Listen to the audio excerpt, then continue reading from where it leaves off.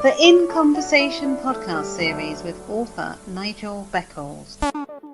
Welcome to the podcast. Please like the podcast and subscribe to this channel. Thank you.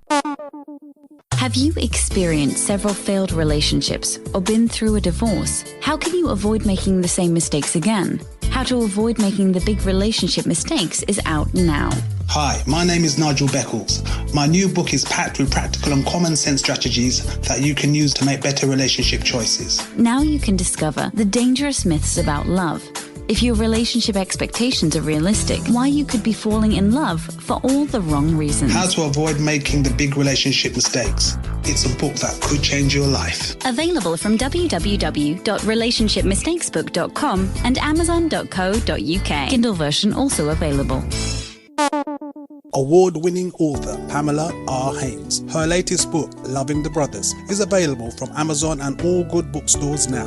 Nominated in the Best Writer category by the BLAC Awards for 2020. Loving the Brothers by author Pamela R. Haynes. Order your copy of a fantastic book now. Get ready for takeoff. Welcome back to my In Conversation podcast series. My guest for this episode is a historian, author, and supporting actor who has worked with some of the biggest stars in Hollywood, Sylvester Boyd Jr. Hi, Sylvester. Welcome to my podcast series. How are you? I'm fine, Nigel. How are you this morning? I'm very well, thank you. Where are you based? I understand you live in America. Yes, I live in Chicago, Illinois, US of A. And how is it there? How do you find it? Oh, I've been out here off and on all of my life.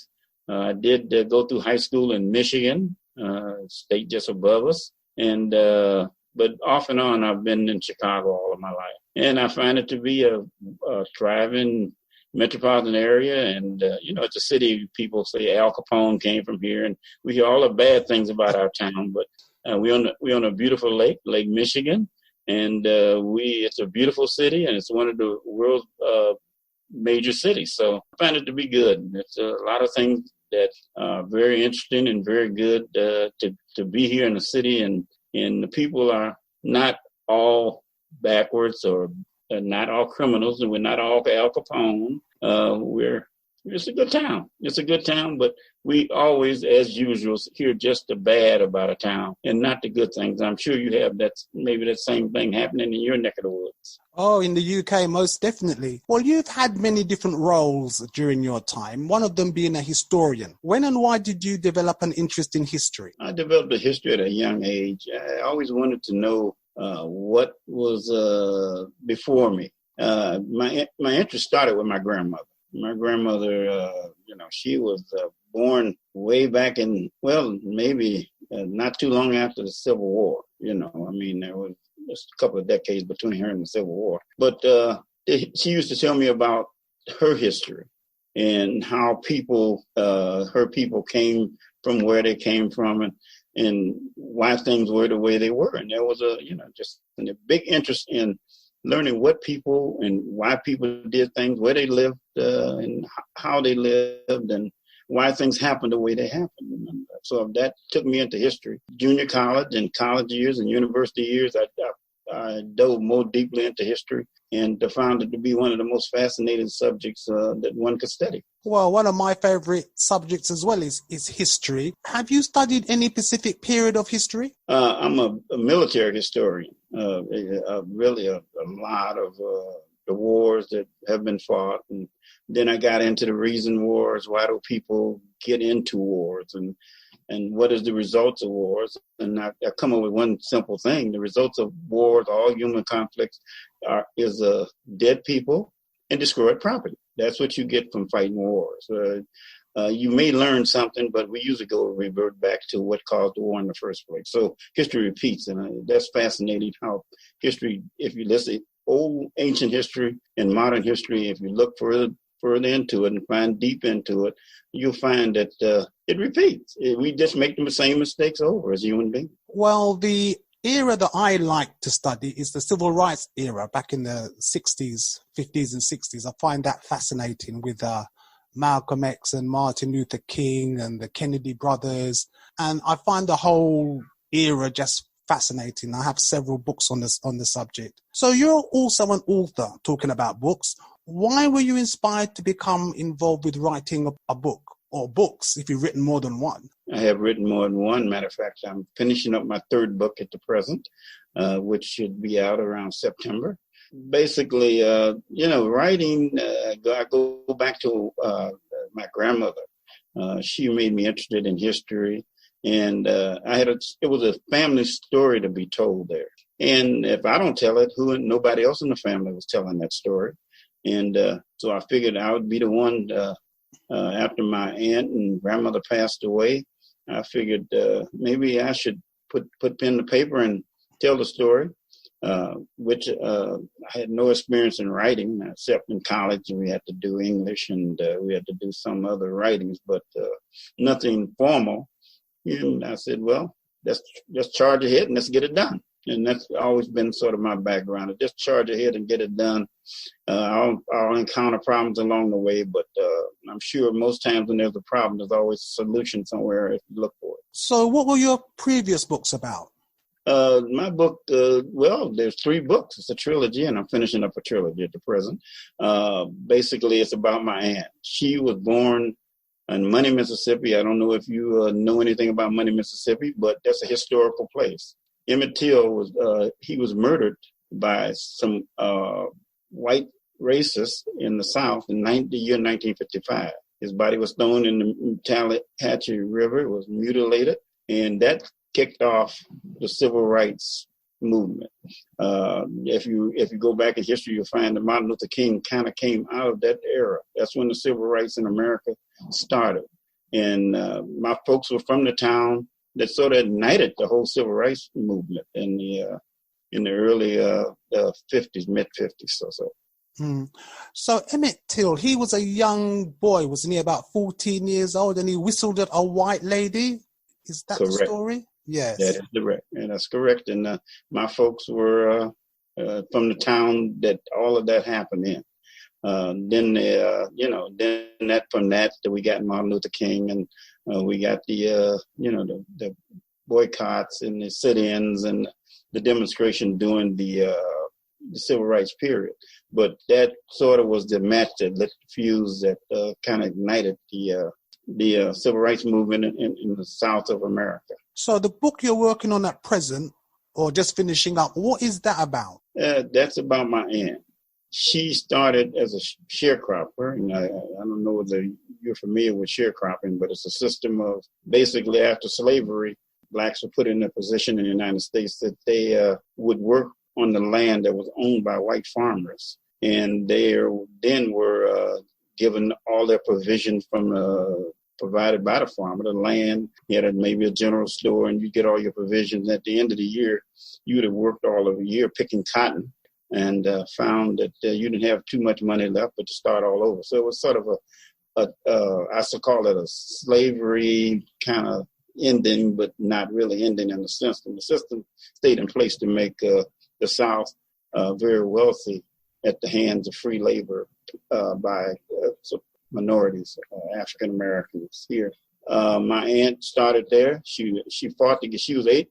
She was very old when she finished high school because you were deprived of an education in that system, and so you had to work in the fields in the most of the year, chopping cotton, planting cotton seed, blah blah blah, and you only went to school part time. So she was like 17, 18 before she finished grammar school, and she always had a thirst for knowledge, and so the book is based on her life story. To make a long story short, she went from that dire situation. She was a millionaire when she died. She owned several apartment buildings in Chicago. So wow. It's a journey of her life from the cotton fields of Mississippi to being a millionaire in Chicago. She traveled the world. When she was 79 years old, she went to Vietnam and Singapore and the Middle East. She took several cruises, and her interest in travel inspired me to love travel. And also it influenced me to be a historian. And one of my major subjects, my minor was geography. So history and geography are like twin sisters. History is what happened. Geography is where it happened. So they are like twin sisters when you study and go down that path. Well, your aunt sounds like a fascinating lady. You're also involved in motivational speaking. What type of events do you speak at? I speak at churches. I've spoken in college and university campuses. Just anywhere that people need to maybe have some of the knowledge that I feel that I can impart on them.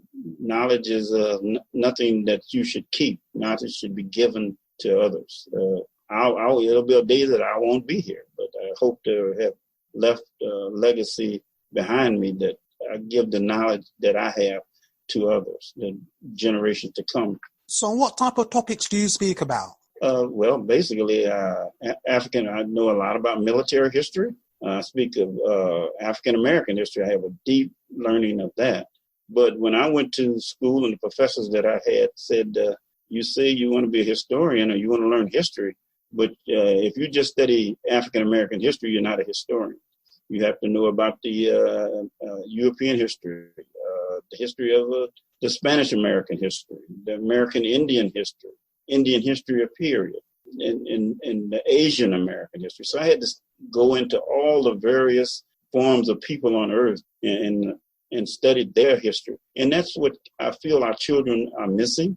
They are not informed about anything other than the history maybe of their culture. European history is wonderful, but it is only a part of history. To know history, you have to know European history, African history. Then it becomes a subset of African-American history because we Africans came from Africa, basically.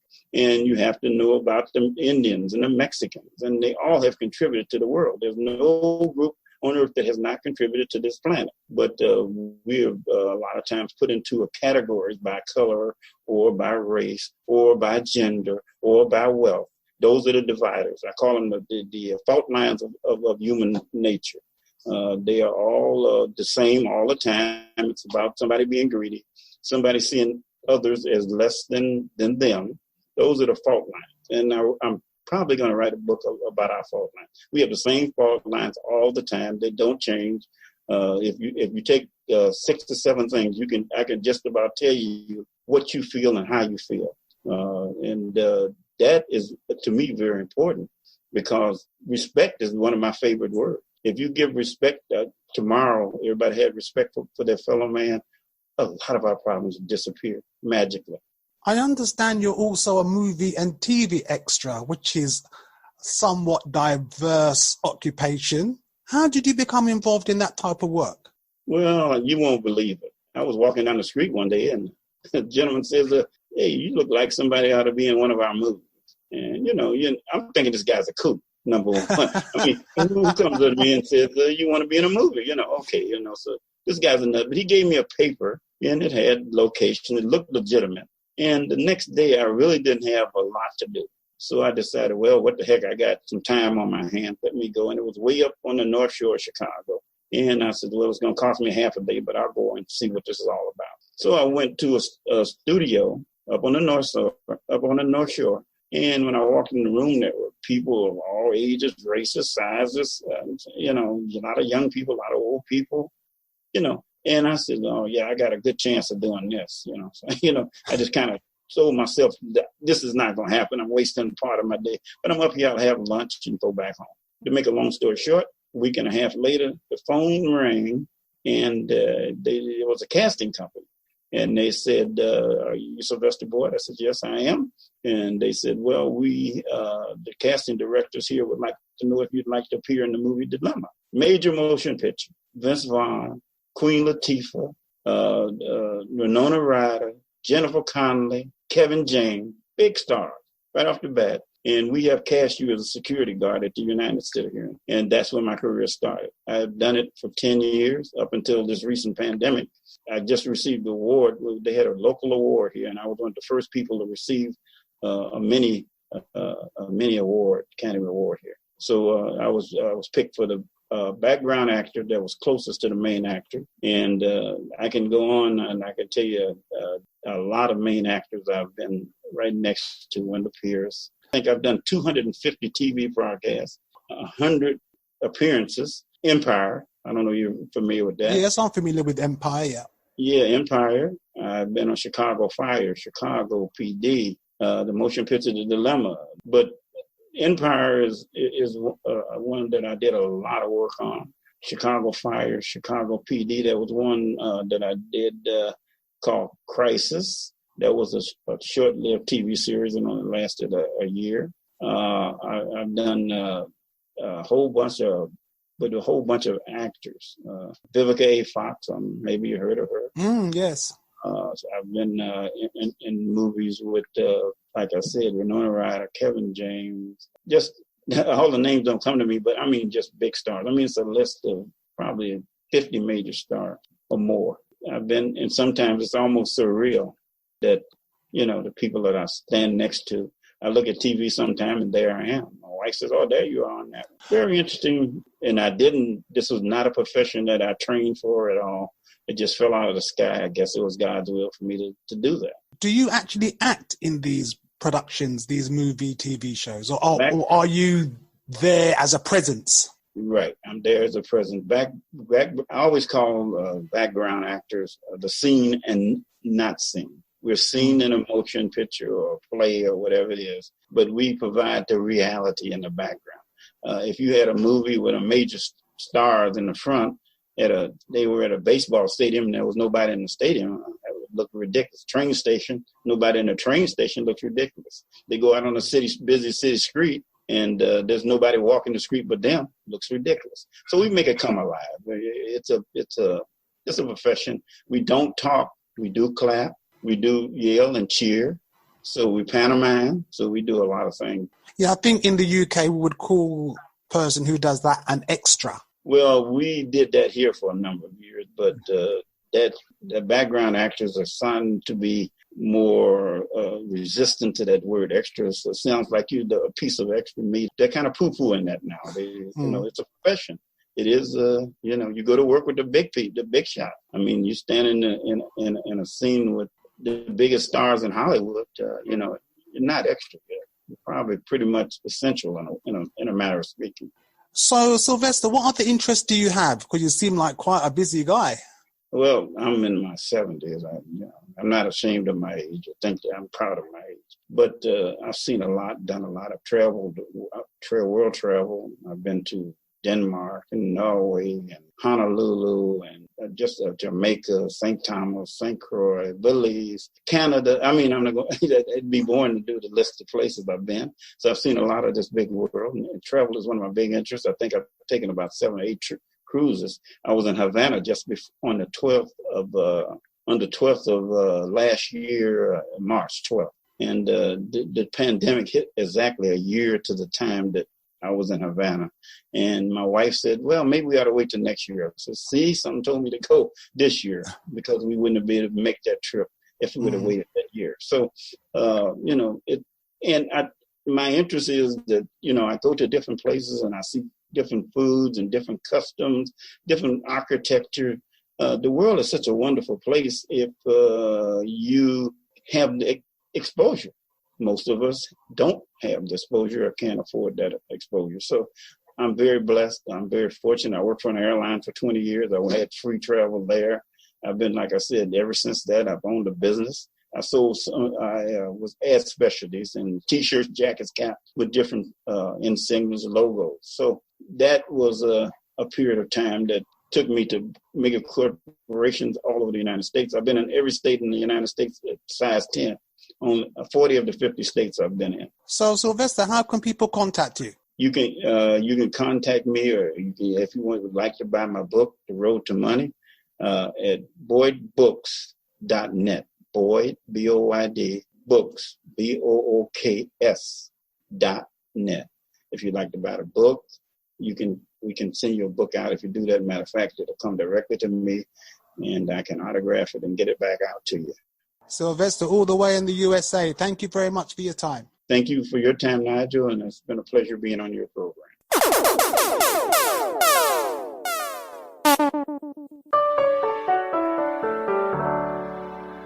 Please like the podcast and subscribe to this channel. Thank you. Looking for Love is a documentary that explores black relationships in the UK, seeking answers to difficult questions, transforming the way we think about love and relationships. 50% of couples who marry this year will get divorced. Looking for Love from the award-winning director Menelik Shabazz is finally available on DVD. If I had been to a counsellor or been to a therapist, I would have dealt with a lot of those issues a lot quicker. Get yours today from lookingforlovefilm.com.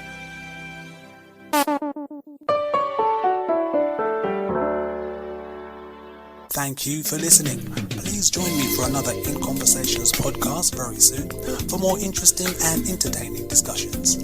Stay safe. Please like the podcast and subscribe to this channel. Thank you.